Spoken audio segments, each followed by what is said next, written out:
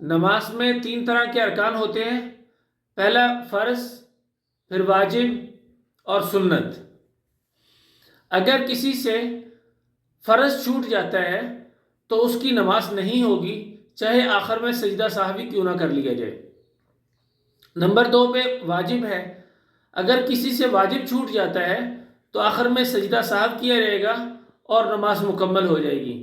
تیسرا ہے سنت، اگر کوئی سنت نماز میں چھوٹ جاتی ہے تو اس سے نماز کی برکت اور اس کے ثواب کے اندر کمی ہوگی، بہرحال نماز ہو جائے گی اس کی۔